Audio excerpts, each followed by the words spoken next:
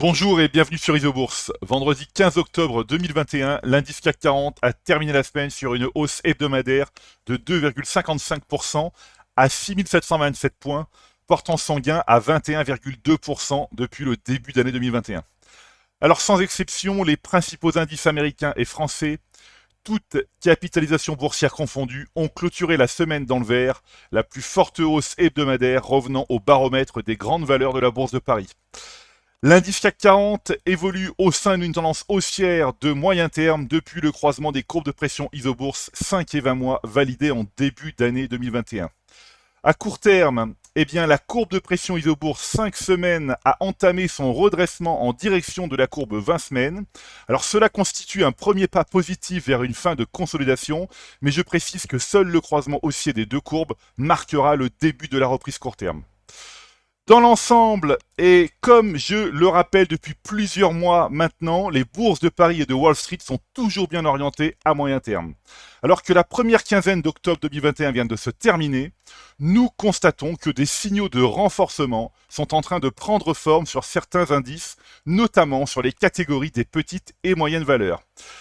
Dans ma chronique du 2 octobre dernier, j'avais mis en relief l'indice S&P 600 Small Cap, car des 6 indices présentés, il était le seul indice à montrer des ambitions de reprise à court terme.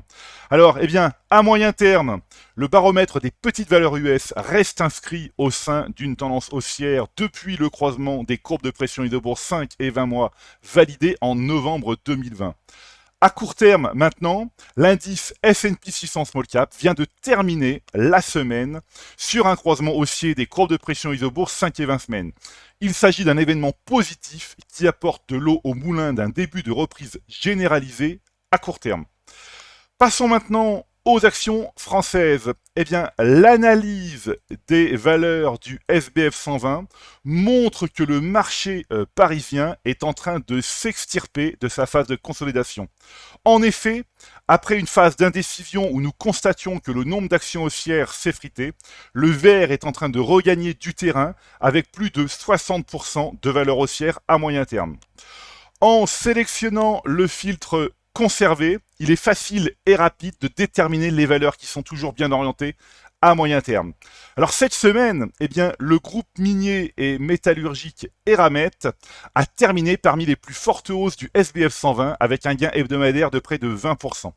Sans surprise, comme nous pouvons le constater sur le consensus, le modèle Isobourse est positif à moyen terme sur l'action Eramet depuis le croisement haussier des courbes de pression Isobourse 5 et 20 mois validé en novembre 2020. Le titre progresse de 126% depuis le signal Isobourse.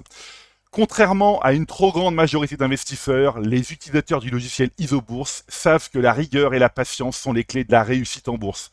Encore une fois, et comme je l'indique régulièrement dans mes chroniques, conserver les tendances majeures haussières est un principe de bon sens pour l'investisseur.